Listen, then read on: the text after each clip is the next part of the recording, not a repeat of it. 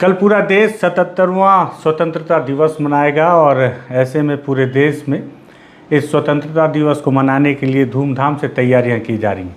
हर तरफ कुछ नया क्रिएटिव करने की कोशिश है और हर तरफ ये कोशिश है कि कैसे देश के इस आज़ादी के पर्व को मनाया जाए। लेकिन बस्तर है तो यहाँ पे आपको पहले ही पता है कि जंग चल रही है और ये जंग आज 4 दशक से चल रही है। लगभग 80 के दशक से बस्तर में काबिज माओवाद लगातार लोकतंत्र का विरोधी रहा है और हमेशा ये देखा जाता है कि गणतंत्र दिवस हो या स्वतंत्रता दिवस, माओवादी लगातार इसका विरोध किया करते हैं, तिरंगे का और संविधान का। इसी तरह इस बार भी माओवादियों ने इस स्वतंत्रता दिवस को काला दिवस मनाने के तौर पर अपना एक प्रेस नोट जारी किया है।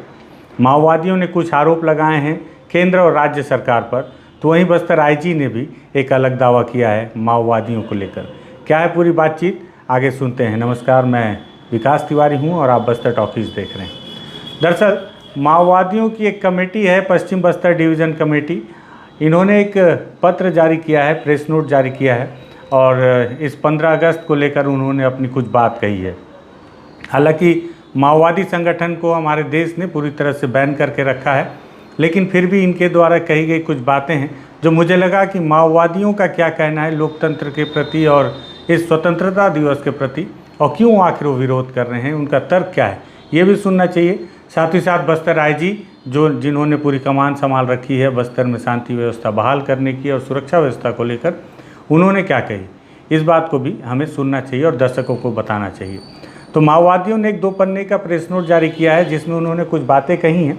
अब उन्होंने कुछ आंकड़े पेश किए हैं, मुझे लगा कि आंकड़े काफ़ी महत्वपूर्ण हैं, इसे बताना चाहिए। ये बात दीगर है कि माओवादी पार्टी को हमारे देश ने या हमारी सरकारों ने पूरी तरह से बैन कर रखा है। इन्होंने लिखा है अपने इस प्रेस नोट में कि 1947 से आज तक 77 साल बीत चुके हैं, लेकिन जनता को आज़ादी नहीं मिली है। इन्होंने अपने हेडिंग में ही लिखा है कि 15 अगस्त स्वतंत्रता दिवस को झूठी आज़ादी दिवस के रूप में गांव-गांव में काला दिवस मनाया जाए। ऐसा कह के उन्होंने कहा कि जनता को लूटने वाली आज़ादी का जो प्रचार है वो उसका विरोध होना चाहिए। उन्होंने अपने इस पत्र में लिखा कि 1947 से आज तक 77 साल बीत चुका है, लेकिन जनता को आज़ादी नहीं मिली, पर केंद्र और राज्य सरकार देश को आज़ादी, अमृतसर और केंद्र सरकार द्वारा महान नया भारत कहकर देश की जनता को गुमराह किया जा रहा है। माओवादियों का कहना है कि आज़ादी टाटा, बिरला, अंबानी और अडानी जैसे लूटने वाले लोगों को मिली है। साथ ही साथ सत्तारूढ़ वाले देशों को कैसे लूट रहे हैं ये देखिए। उन्होंने कुछ आंकड़े दिए। उन्होंने कहा है कि 1950 से 1951 में 32 करोड़ रुपए का कर्ज इस देश के ऊपर था, लेकिन 2023 तक यह कर्ज 153 लाख करोड़ रुपए तक बढ़ गया है। सरकारी आंकड़ों के मुताबिक 1 मिनट में 2 करोड़ रुपए का कर्जा सरकार ले रही है। साथ ही साथ उन्होंने कहा दूसरी तरफ अडानी और अंबानी को रोज़ कम से कम 1600 से लेकर 2000 करोड़ तक की आमदनी हो रही है। यह आज़ादी मोदी के आने के बाद 8 साल के अंदर 80 लाख करोड़ रुपए के और कर्ज ले लिए गए हैं। ऐसा आरोप उन्होंने केंद्र सरकार और हमारे प्रधानमंत्री नरेंद्र मोदी के ऊपर भी लगाया। 7 लाख करोड़ रुपए ब्याज दे रहे हैं। इसके साथ ही उन्होंने कहा कि मोदी सरकार की जो नए विकास और भारत को जो दूसरी तरफ उन्होंने 2015 में पानीपत में बेटी बढ़ाओ और बेटी बचाओ योजना शुरू किया था। इसकी तुलना उन्होंने मणिपुर की घटना को लेकर किया है और कहा है कि मणिपुर में जैसे महिलाओं के ऊपर अत्याचार हुए हैं और उनके जो सरकारी आंकड़े के आधार पर 80 महिलाओं के ऊपर मणिपुर में अत्याचार हुए हैं। हर जगह उन्होंने सरकार को कोट किया और बताया कि ये आंकड़े सरकार के द्वारा ही जारी किए गए हैं। साथ ही साथ उन्होंने कहा कि देश में 3 साल से आंकड़ों के आधार पर 13 लाख महिला युवती लापता हुई है और इन 13 लाख युवतियों और महिलाओं के लापता होने को लेकर उन्होंने फिर कोट किया है कि क्या नरेंद्र मोदी के बेटी बचाओ और बेटी पढ़ाओ का ये हाल है। देश में 14 से 15 लाख स्कूल और पाठशाला हैं। इन लाखों पाठशालाओं में दरवाज़ा बंद है, मतलब कि स्कूल खुल नहीं रहे हैं। हजारों स्कूलों में सरकार के मुताबिक 26 छात्रों को एक शिक्षक होना अनिवार्य है।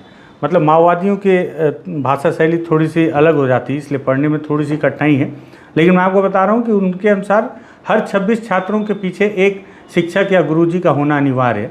लेकिन हजारे स्कूल में 4वीं से 5वीं कक्षा तक एक ही गुरुजी चला रहे हैं। स्कूलों में बाथरूम की सुविधाएं नहीं हैं और कहीं यही वजह है कि लाखों बालिकाएं ड्रॉप आउट हो रही हैं। ड्रॉप आउट हो रही मतलब बहुत सारी बच्चियां स्कूल में अच्छी व्यवस्था न होने की वजह से स्कूल से उनका मोह भंग हो रहा है और वो स्कूल छोड़ दे रहे हैं।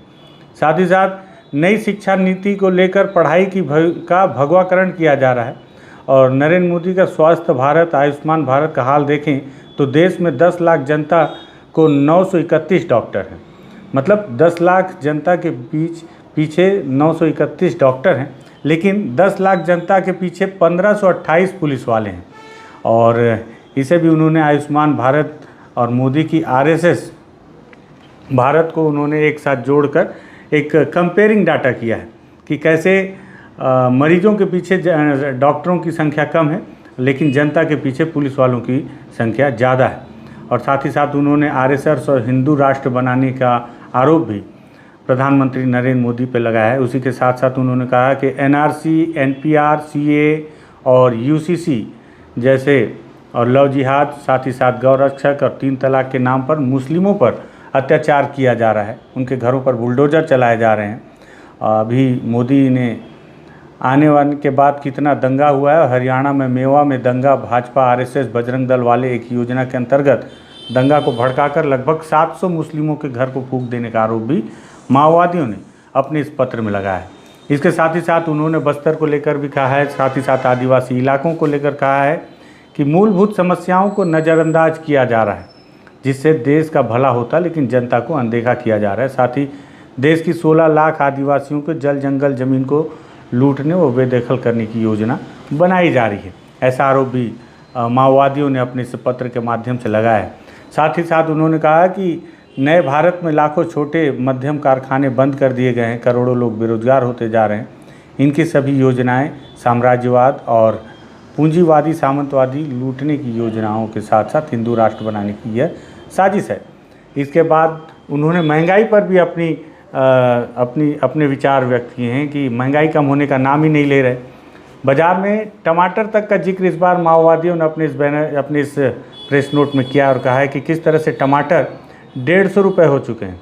साथ ही साथ गैस, पेट्रोल, डीजल की महंगाई को जनता जानती है। कच्चा तेल 40 से 50 रुपये बैरल है, तो भी पेट्रोल डीजल का भाव कम नहीं हो रहा है, क्योंकि यह नया भारत, ये एक तरीके से उन्होंने तंज कसा है।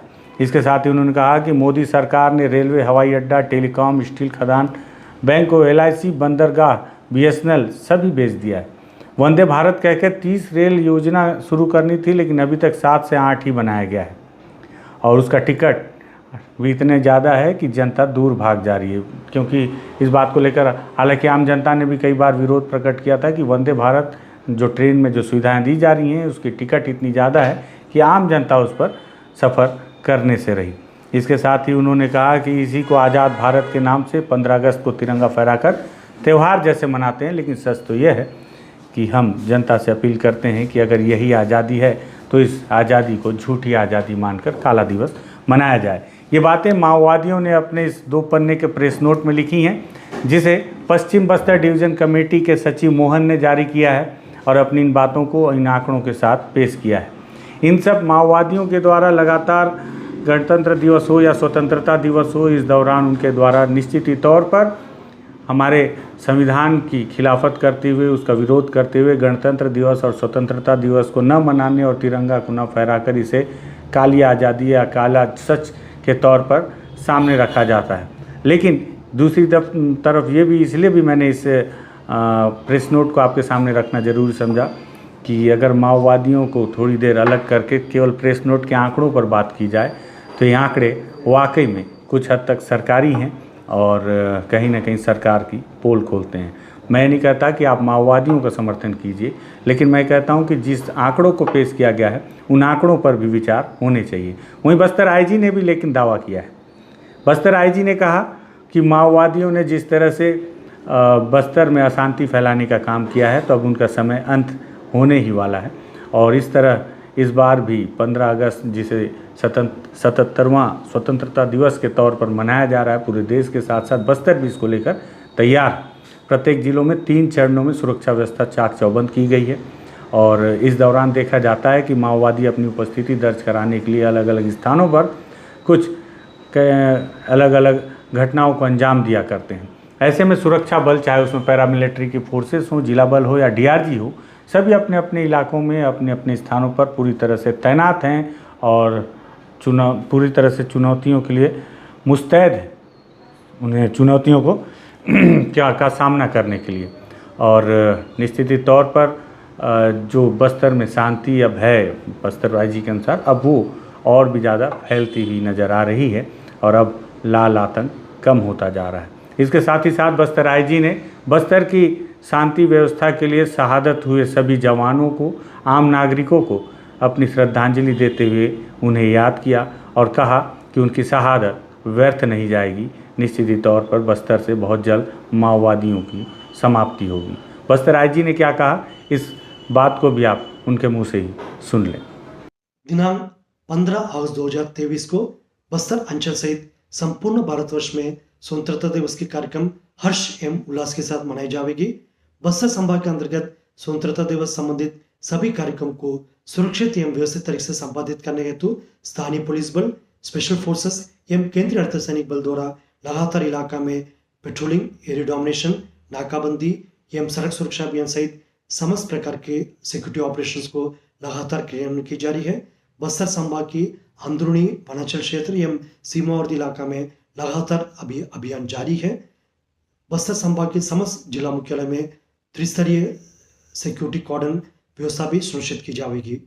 स्वतंत्रता दिवस के इस पावन अवसर पर बस्तर क्षेत्र की शांति, सुरक्षा एवं विकास हेतु सर्वोच्चतम बलिदान दिए हमारे सुरक्षा बल सदस्य को एवं क्षेत्र के नागरिक को स्मरण करने के साथ साथ हम बस्तर वासियों को आश्वस्त करना चाहते हैं, आने वाला बहुत जल्द बस्तर संभाग को नक्सल समस्या से मुक्त करते हुए इलाकों को एक नया पहचान दिलाने के साथ साथ आने वाला पीढ़ी को एक सुरक्षित बस्तर सौंपने हेतु हम संकल्पित हैं।